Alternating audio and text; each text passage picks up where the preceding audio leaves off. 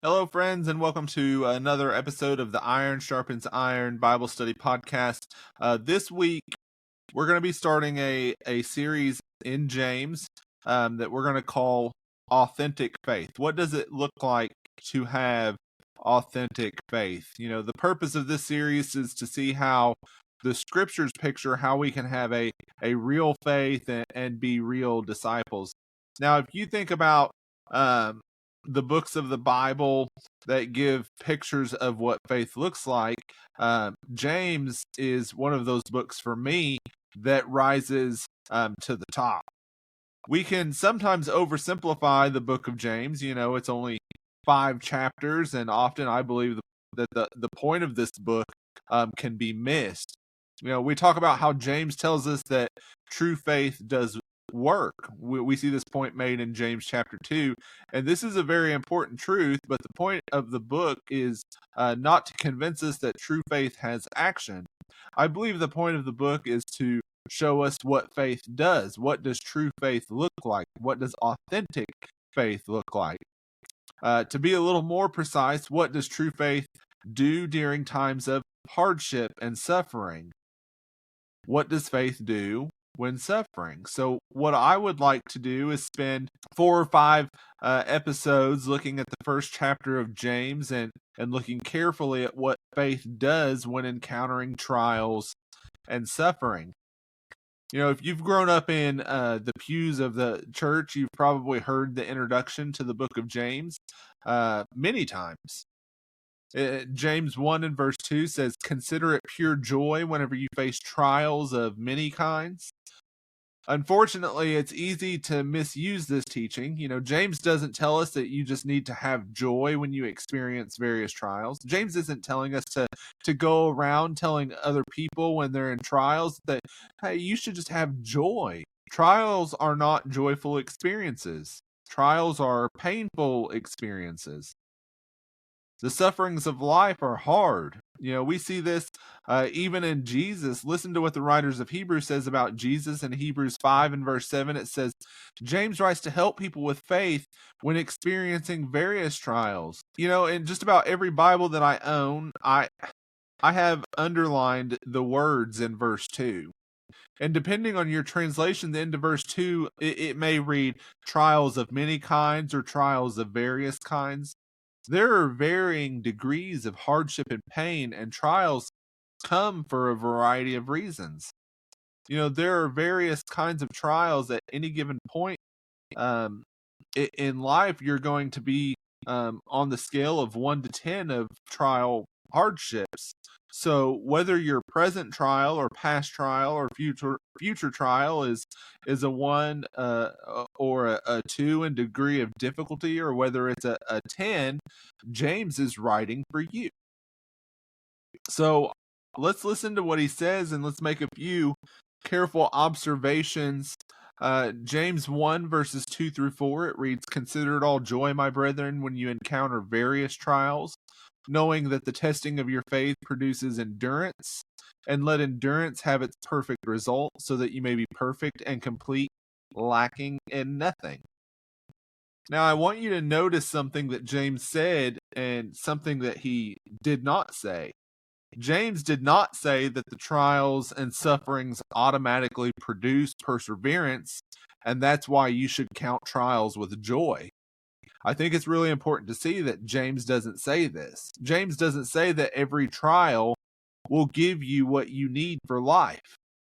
There's a very important command that James says in verse 4 that we need to reflect on for a few moments. Notice that James says that there is something we need to do during our trials. We must let perseverance finish its work. We must let steadfastness have its full effect. We need to let endurance complete its work, as the NRSV says. Trials bring endurance if we let the trial have its full effect. Look at verse 4 again. Letting perseverance finish its work is the way for you to be mature and complete, not lacking anything. The trial is the tool to make us spiritually complete, but you must let endurance have its full effect or finish its work. Trials do not automatically make us better. You might know this from your own life or from the lives of those around you. How many times have you seen people made bitter by trials and not better? How many times have you seen people made more hostile than holy from their trials? And I'm not referring to people in the world. I'm speaking about people who claim to be Christians. How many times have you seen people become angry at God from their trials and not awestruck of God? It happens all the time. And this is what James is saying. James says that we must let perseverance have its full effect. Endurance needs to complete its work in us. Why is it so important to let endurance have its full effect? And I want to illustrate this idea. You know, a long time ago, I had a friend who worked at a gas station or a convenience store in this small town that I used to live in, and they sold sandwiches and pizzas. So he had to be trained on how to make sub sandwiches and how to make pizzas. They had an oven like the ones that you see like in a Pizza Hut. And once the pizza was assembled, the pizza it's set on a conveyor belt that moves the pizza very slowly through the oven so that it's evenly cooked. And there was a big rule, and that's don't take the pizza out early. Even when you could see half of the pizza coming out the other side, don't remove the pizza until it's fully reached the end of the conveyor and it has cleared the oven. And if you don't wait, the pizza won't be fully cooked. Or to say this another way, the oven will not have had its full effect. You will have a pizza that's half cooked and half uncooked. And being the impatient that he was, he didn't listen. This one time he had invited me for lunch. He made us a pizza for his lunch break, and he needed it to hurry so that he would have enough time to eat it on his 30-minute break. So when the pizza peeked out the other side, he grabbed it so that we could eat. And that was a big mistake and a waste of pizza. James is telling us that the trial is meant to produce endurance, but endurance needs to finish its work. Otherwise, the trial is wasted and you're not going to experience growth in your endurance and maturity. So we need to talk about how we can let it have its full effect and how we stop it from completing its work. James tells us we need to let endurance have its full effect. So how do we not allow endurance to finish its work? Before I give some answers, I want you to think about it for a minute about your own life. Are there ways where you did not let the trial you were experiencing accomplish its full effect? Now, here are some ways that we sabotage endurance and don't let endurance complete its work. First, blame. We blame our suffering on the actions of other people. Now, it can be absolutely true that the reason we're suffering is because of the actions of other people. You know, much of the suffering that happens is because of other people's sinful decisions. But just because someone has caused our affliction doesn't mean that we need, or that we don't need, rather, the trial. We can fail to let a trial change us and do its perfecting work in us because we're so angry at someone who has done to us, or what they've done to us, and how it has forever changed our lives. I have that story in my own life. You know, you can spend so much time blaming the offenders, pointing the finger at them, and experiencing all kinds of emotions and not learn something from the trial because you're so focused on the other person. I think that's something that we've all probably experienced in our lives. The book of Job tells us that God is in control of trials. So even if we want to blame Satan and blame others, at the end of it all, we need to look for what God is teaching us through the trial so that it can have its full effect. The second thing I want to talk about is disobedience. One way we often handle our suffering is with sinning. We use sin to dull the pain of our suffering. We're upset, angry, we're anxious, and we use these emotions to go into drug use, drunkenness. We explode with anger or any other number of options. We sabotage endurance and Don't let it have its perfect work when we dive into sin, when trials endure in our lives. The third thing I want to talk about is quitting or impatience. Rather than letting the trial produce endurance and letting it finish its work in us, we quit. We become impatient because the trial is too long or too painful. It was too unexpected. We didn't expect death to hit so close, so we quit on God. We didn't think the trial would last years and years, so we quit on God. We didn't think that life would hurt this bad, so we quit on God.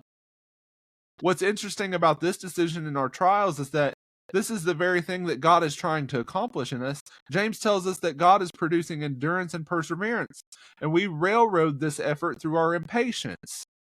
We're impatient with God, impatient with others, we're impatient with life.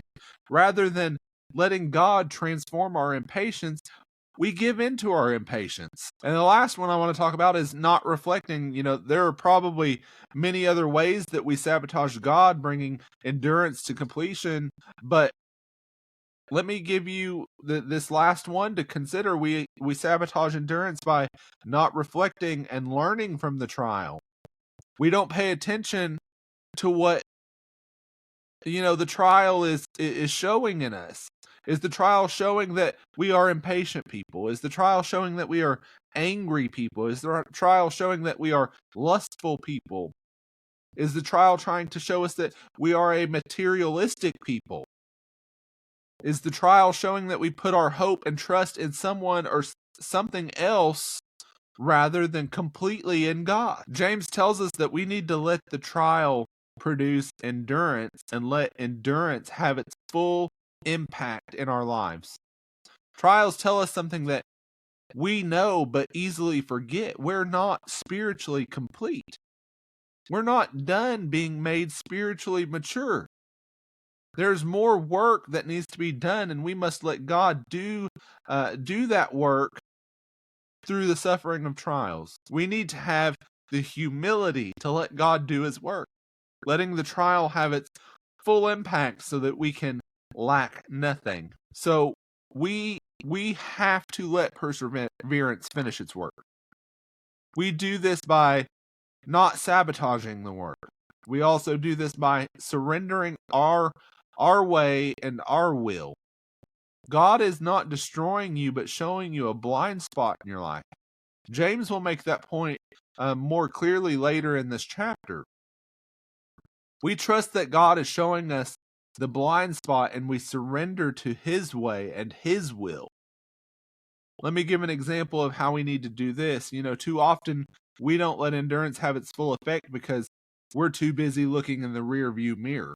We want the way things they used to be, and we fight to bring it back rather than submitting to the trial and the direction God is taking us. This is so hard to do. We feel like we've lost something and we're trying to regain it. But God is moving us in a new direction, and we must let the trial have its work. So in conclusion, I want us to come back to the first 4 verses of James 1. James tells us when we're experiencing various trials, we need to consider this time as nothing but joy. Why? Why is this so important? We have to do this because joy is the only way we will let the trial work. Joy is the only way that we will let endurance have its full effect. If our perspective of a trial is depression, anger, bitterness, hatred, then we will not let the trial have its perfect work. The trial will be wasted, and we will not become spiritually mature as perseverance finishes its work. You can look at the trial and know it'll be okay, no matter what it is that you've lost, because you know God is at work. We have to let him rebuild us to be mature and complete, lacking in nothing. That is all that I have for this week's episode.